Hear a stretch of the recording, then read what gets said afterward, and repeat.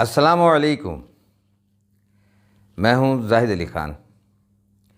عمران خان صاحب کا long march بالآخر شروع ہو گیا۔ یہ وہی لانگ مارچ ہے جس کا اعلان عمران خان صاحب نے مئی کے مہینے میں کیا تھا۔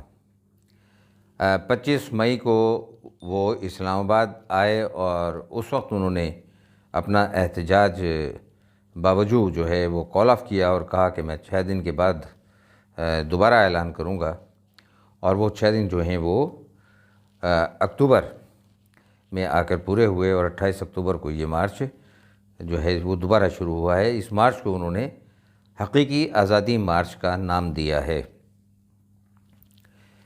اس لانگ مارچ کا مقصد جو عمران خان صاحب بتاتے ہیں وہ فوری انتخابات کا حصول ہے، لیکن انہوں نے داتا دربار پر اپنی تقریر میں انتخابات کے حصول کے لیے تو کوئی بات نہیں کہی، لیکن انہوں نے D G I S P R اور D G I S I کی مشترکہ پریس کانفرنس کے حوالے سے براہ راست ان افسران کو مخاطب کر کے جس لب و لہجے میں انہیں جواب دیا وہ بہت حیران کن تھا۔ کم از کم میں بہت حیران ہوا۔ پاکستان کے سیاسی تناظر کو پاکستان کے اس سطح کے لوگ جو ہیں بخوبی جانتے ہیں۔ انہوں نے جو لب و لہجہ اختیار کیا اس سے قطع نظر انہوں نے جو ہے یہ دعویٰ کیا کہ جناب یہ ایک سیاسی پریس کانفرنس تھی، اور انہوں نے یہ بھی کہا کہ میں اس لیے خاموش ہوں کہ مجھے وطن کی سلامتی عزیز ہے۔ سب کچھ کہہ بھی گئے اور کچھ کہا بھی نہیں والی کیفیت تھی۔ عمران خان صاحب کا یہ لانگ مارچ جو ہے اسلام آباد تک پہنچتے ہوئے کیا رنگ اختیار کرتا ہے، اس بارے میں تو کچھ کہنا ابھی قبل از وقت ہوگا، اور یہ کہنا کہ اس میں لوگوں کی شرکت کتنی ہوگی یہ بھی جو ہے بہت مشکل ہے۔ لانگ مارچ کا آغاز جو 11 بجے لیبرٹی چوک سے ہونا تھا وہ سپہر کے بعد ممکن ہو سکا۔ پی ٹی آئی کے جو دوست ہیں وہ یہ کہتے ہیں کہ، اور خود وزیر خارجہ جو ہیں سابق وزیر خارجہ شاہ محمود قریشی، کہ جو ہمارا سینڈ آف تھا، یعنی لوگوں نے جو ہمیں وہاں سے رخصت کیا، وہ قابل دید تھا، اور جو شرکاء کی تعداد ہے وہ توقعات سے بہت زیادہ ہے۔ عمران خان صاحب نے کہا کہ اس سے پہلے اتنی قوم کبھی نہیں نکلی، جبکہ جو حکومتی ایجنسیوں کی طرف سے اور غیر جانبدار تجزیوں کے ذریعے جو تعداد بتائی جا رہی ہے وہ لیبرٹی چوک میں چند سو سے شروع ہو کر اور داتا دربار تک وہ 8 سے 10 ہزار کے مجمع کا ذکر کرتی ہے۔ تو چلیے ہم عمران خان صاحبی کی بات کو تسلیم کر لیتے ہیں کہ تاریخ میں اس سے قبل عوام اتنی بڑی تعداد میں کبھی نہیں نکلی، اور انہوں نے داتا دربار میں جو خطاب کیا اپنے کارکنوں سے، اپنی شرکائے لانگ مارچ سے، انہوں نے یہ بھی اعلان کیا کہ ہم جو ہیں وہ بالکل پرامن رہیں گے، ہم اسلام آباد کے ریڈ زون میں جانے کی کوشش بھی نہیں کریں گے، ہم انہی حدود میں اپنے آپ کو پابند رکھیں گے جس کا وعدہ ہم نے عدلیہ میں کیا ہے۔ اور انہوں نے یہ بھی کہا ایک بڑی اپنے مخصوص انداز میں الزام لگاتے ہوئے کہ جناب میں بہت ادب سے گزارش کرتا ہوں اپنی عدلیہ سے کہ وہ حکومت پر نظر رکھیں۔ انہوں نے 25 مئی کو ہم پر بہت ظلم کیا تھا۔ آپ کو یاد ہوگا کہ 25 مئی کو کیا ہوا تھا، اور کس طریقے سے سپریم کورٹ نے جو ہے اس صریحاً جو ہے عدالتی احکامات کی خلاف ورزی کے باوجود عمران خان صاحب کے لیے لینینٹ ویو رکھا تھا، اور ایک تاریخی جملہ کہا تھا کہ ہو سکتا ہے ہمارے احکامات جو ہیں عمران خان صاحب تک پہنچے ہی نہ ہوں۔ حالانکہ اس رات جتنی آتش زدگی ہوئی تھی وہ پاکستان کے تمام احتجاجوں کو ملا لیا جائے تب بھی شاید نہیں ہوئی تھی، نہیں ہوئی ہوگی۔ اور اس کو عمران خان صاحب نے بہت سادگی کے ساتھ جو ہے گفتگو کرنے کا ہنر تو وہ جانتے ہیں، اور اسپن ماسٹر وہ ہیں، قول و فعل کے تضاد میں کسی شرمندگی کو وہ محسوس نہیں کرتے۔ جھوٹ ان کے نزدیک جو ہے کوئی برائی نہیں ہے، الزام تراشی ان کا معمول ہے۔ جب کبھی انہیں ثبوت دینا پڑ جائیں تو وہ وہاں پر پیش ہی نہیں ہوتے، یا جب دباؤ بہت بڑھ جائے تو وہ ایک سادہ سا جملہ کہہ کر آگے بڑھ جاتے ہیں کہ یہ تو میرا سیاسی بیان تھا۔ عمران خان صاحب کے قول و فعل سے کوئی بھی شخص اپنے ہر قول و فعل میں آزاد ہے۔ میں ہوں یا آپ ہوں، وہ کسی دوسرے کو یہ پابند نہیں کر سکتا کہ وہ ہماری مرضی کے مطابق گفتگو کرے۔ لیکن ایک ایسا شخص جو یہ دعویٰ کرتا ہو کہ میں پاکستان کو ریاست مدینہ بنانا چاہتا ہوں، تو اس کے ہر قول و فعل پر نظر رکھی جائے گی، کیونکہ ریاست مدینہ کا نام بجائے خود اتنا پاکیزہ ہے کہ وہ کسی ایسی زبان سے ادا کیا جانا جس پر ہر وقت جو ہے کذب جو ہے جاری رہتا ہو، مناسب نہیں ہے۔ ریاست مدینہ جو ہے آقائے دو جہاں خاتم النبیین صلی اللہ علیہ وآلہ وسلم نے قائم کی تھی، اور وہ کن اصولوں پر قائم کی گئی تھی؟ وہ بہت سادہ تھے کہ وہ بنیادی انسانی حقوق اور سچائی پر قائم کی گئی تھی۔ یہاں تک کہ ابتدائی زمانے میں، ریاست مدینہ کے ابتدائی زمانے میں، جو غیر مسلم وہاں پر مدینہ کے حدود اور مدینہ کے اطراف میں آباد تھے، یہودی، ان کے فیصلے بھی نبی اکرم صلی اللہ علیہ وآلہ وسلم ہی کیا کرتے تھے۔ تو اس ریاست مدینہ کے دعوے داری کرنے والے جو ہیں یہ جانتے ہوں گے کہ اسلام میں تہمت لگانا کتنا بڑا جرم ہے، کتنا بڑا گناہ ہے۔ غیبت ہو، تہمت ہو، چغلی ہو، یہ کبائر گناہوں میں سے ہیں۔ سیاسی مقاصد کے حصول کے لیے پگڑیاں اچھالنا، جھوٹ بولنا، واقعات کو جو ہے گھما پھرا کر پیش کرنا، حقائق کو مسخ کرنا، یہ ریاست مدینہ کا شیوان نہیں ہے۔ اور جو دوست ہر بات کے بارے میں یہ کہہ دیتے ہیں سیاست میں ایسے ہی ہوتا ہے، تو نہیں، سیاست میں ایسا نہیں ہوتا۔ سیاست شرفاء کا کھیل ہے، شرفاء کا شعبہ ہے، یہ شیوائے پیمبری ہے، رہنمائی کا فریضہ ہے، اور رازن رہنما نہیں ہو سکتے۔ کسی حکمران یعنی اللہ کے حضور جو پکڑ ہے وہ حکمرانوں کی زیادہ ہوگی۔ جس کے دائرہ اختیار میں جتنے لوگ آتے ہیں، جن کا وہ کفیل ہے، جن پر اس کے حکم چلتے ہیں، اس سے اتنی ہی پوچھ گچھ ہوگی، اور حکمرانوں کی پکڑ جو ہے وہ بہت سخت ہوگی۔ جھوٹ وہ برائی ہے کہ جسے قرآن مجید میں اللہ تعالیٰ نے لعنت قرار دیا ہے۔ یعنی بہت بڑے بڑے گناہ جو ہیں بیان ہوئے ہیں قرآن مجید میں، منافقت بھی جو ہے بیان ہوا ہے، زنا بھی جو ہے وہ بیان ہوا ہے، غیبت کے بارے میں بھی جو ہے اللہ تعالیٰ نے ارشاد فرمایا ہے، لیکن کوئی دوسرا ایسا گناہ نہیں ہے کہ جس پر اللہ تعالیٰ نے لعنت بھیجی ہو۔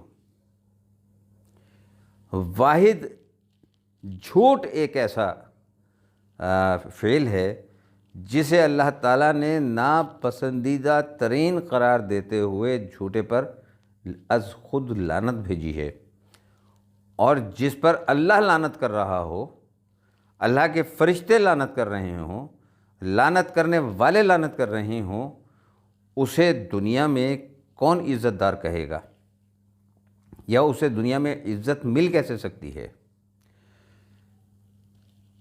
تو جھوٹ جو ہے وہ ام الخبائث ہے۔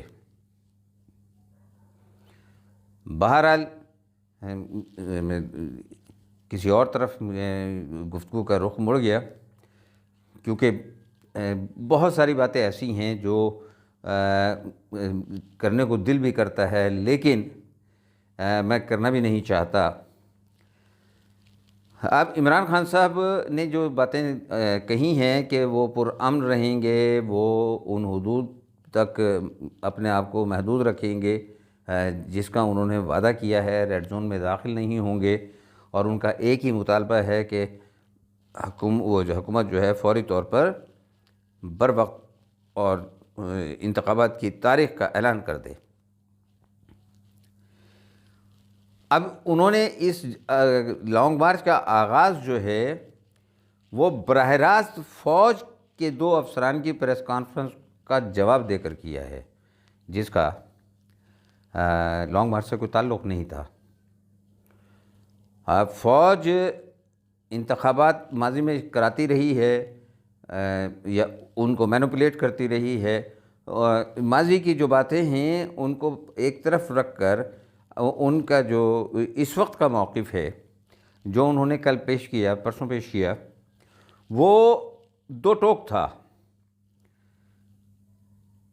پاکستان میں یہ مرحلہ کہ اسٹیبلشمنٹ یہ کہے کہ ہم اب اے پولیٹیکل ہیں، یعنی ہم غیر سیاسی ہیں، یہ وہ خود ہی کر سکتے تھے۔ پارلیمنٹ میں اتنا دم خم نہیں تھا کہ وہ اسٹیبلشمنٹ کو بیرکوں تک محدود کر سکتی۔ تو یہ جو سوچ پیدا ہوئی، اس سوچ کو ایکسپینڈ کرنے کی ضرورت تھی، اس کو ایکسپیڈائٹ کرنے کی ضرورت تھی، انگیج کرنے کی ضرورت تھی۔ تمام اسٹیک ہولڈرز بیٹھ کر اس موقع کے اوپر نئی حکمت عملی بناتے اور پاکستان کو ایک نیا خوبصورت جمہوری فلاحی اسلامی مملکت میں ڈھالنے کی کوشش کرتے۔ اسے اس ادارے کے لیے طعن و تشنیع بنا دیا گیا۔ آپ میں سے کون سی ایسی سیاسی جماعت ہے جو وہ بیانات جو کل D G I S P R اور D G I S I نے خود آ کر میڈیا کے سامنے تسلیم کیے کہ ہم نے ایک طویل 6 مہینے کی جد و جہد کے بعد، ڈائلاگ کے بعد یہ فیصلہ کیا ہے کہ بطور ادارہ اب ہمارا کوئی سیاسی کردار نہیں ہوگا، ہم اپنے آپ کو آئینی دائرے کے اندر پابند رکھیں گے۔ یہ اللہ کی طرف سے پاکستانی قوم کے لیے ایک خوش آئند خبر تھی۔ اس کو بھی جو ہے وہ متنازع بنانے کی کوشش کی گئی۔ پاکستانی سیاست میں اسٹیبلشمنٹ کے کردار کا مجھ سے زیادہ ناقد کوئی نہیں ہوگا، لیکن ہم نے ظاہر پر فیصلے کرنے ہوتے ہیں۔ ایک اچھا آغاز ہو گیا ہے۔ میرا مشورہ یہ ہے کہ عمران خان صاحب اس لانگ مارچ کو حقیقی آزادی مارچ کا نام نہ دیں۔ وہ خود خواہشات کے اسیر ہیں، وہ ناک سے آگے کا نہیں دیکھتے، سیلف سینٹرڈ انسان ہیں۔ حقیقی آزادی جس چیز کا نام ہے وہ اس کی طرف جانے کی کوشش ہی نہیں کرتے، کیونکہ وہ اس مزاج کے انسان نہیں ہیں، وہ اس طبقے کے انسان نہیں ہیں جو انقلاب لایا کرتے ہیں۔ انقلاب سچے لوگ لاتے ہیں۔ پاکستان میں یہ سیاسی سرگرمی کریں، اسلام آباد جائیں، اخلاقی دباؤ ڈالیں، الیکشن کی تاریخ ملتی ہے تو ضرور لیں، پھر اپنی انتخابی مہم چلائیں، لیکن قوم کو یہ بتائیں کہ انہوں نے اپنے دور حکومت میں اس قوم کے لیے کیا کیا، بجائے یہ کہ وہ 22 سال سے جو ٹیپ رٹی ہوئی ٹیپ ہے، جس کو سن سن کر اور جس کی اب ربن بھی گھس چکی ہے، اس سے اس قوم کو معاف فرما دیں۔ بہت ہو گیا۔ یہ انسان کو خود اکتاہٹ ہو جاتی ہے کہ اپنی ایک بات کو جانتے ہوئے بھی کہ میں ایک غلط بیانی کر رہا ہوں، خود اکتا جاتا ہے، لیکن معلوم نہیں کہ وہ کیوں نہیں اکتا رہے۔ آفرین ہے اس دیدہ دلیری پر بھی۔ تو یہ لانگ مارچ بہرحال شروع ہو گیا، اور دیکھتے ہیں کہ کتنے دنوں میں یہ اسلام آباد تک پہنچتا ہے، اور اسلام آباد جب یہ پہنچتا ہے تو اس وقت شرکاء کی تعداد کیا ہوگی، اور اسلام آباد پہنچ کر عمران خان صاحب کی جو ہے اسٹریٹجی کیا وہ بناتے ہیں۔ لیکن اسے پرامن رکھیں، یہ عمران خان صاحب سمجھ لیں کہ وہ اپنی اننگز کا آخری اوور کرا رہے ہیں۔ یہ اوور جو ہے وہ پاکستان اور یہ ورلڈ کپ کے اندر جو نواز والا اوور ثابت نہ ہو جائے کہ وہ 9-10 گیندوں کا اوور کرا دیں۔ انسان کی سب سے زیادہ کامیاب بنانے والی جو چیز ہے وہ زبان ہے، اور قرآن مجید میں اللہ تعالیٰ فرماتے ہیں کہ قیامت والے دن پوچھا جائے گا، ایفائے عہد کے بارے میں پوچھا جائے گا، زبان کے بارے میں پوچھا جائے گا۔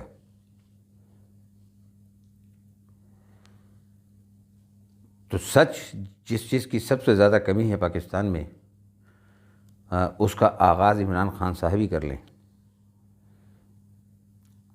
اور اسٹیبلشمنٹ نے جو فیصلہ کیا ہے اس موقع سے تمام سیاسی جماعتیں مشترکہ طور پر فائدہ اٹھائیں۔ حصول اقتدار کے لیے نہیں بلکہ پاکستان کے استحکام کے لیے جو ہیں پارلیمنٹ میں اکٹھے ہو جائیں۔ پارلیمنٹ ہی وہ جگہ ہے جہاں سے قوموں کی عزت اور وقار کی بلندی کا سفر شروع ہوتا ہے۔ سول بالادستی پارلیمنٹ سے شروع ہوتی ہے۔ منزل عمران خان صاحب اپنی طے کیجئے۔ آپ کی جو تقریر تھی، جو آپ نے دادا دربار پر تقریر کی، اس کی سب سے زیادہ خوشی بھارت میں منائی جائے گی۔ ان کے ٹی وی چینلز کے اینکرز نے جو کچھ تبصرے آپ کی تقریر کو لے کر کیے ہیں، انہیں سن کر جو ہے انسان کا سر شرم سے جھک جاتا ہے۔ اور ان ٹی وی ٹاک شوز میں جو آپ کے نمائندے شریک ہوئے، وہ اپنا موقف بھی بیان نہیں کر سکے۔ یہ اندرونی معاملات ہیں، یہ پارلیمنٹ کے اندر بیٹھ کر طے کیجیے۔ بھارت ہمارا دوست نہیں ہے،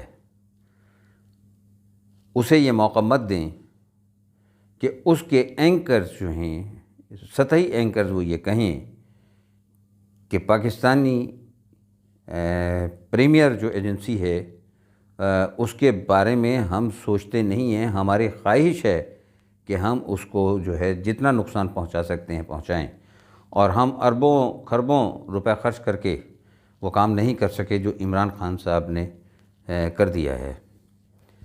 اگر تو آپ یہ اپنے لیے کریڈٹ سمجھتے ہیں تو یہ آپ کی مرضی ہے، لیکن میری رائے میں یہ آپ کے لیے ڈسکریڈٹ بنتا جا رہا ہے۔ امید ہے کہ آپ پاکستانی بن کر سوچیں گے اور دیانتداری سے سوچیں گے۔ وما علینا الا البلاغ المبین۔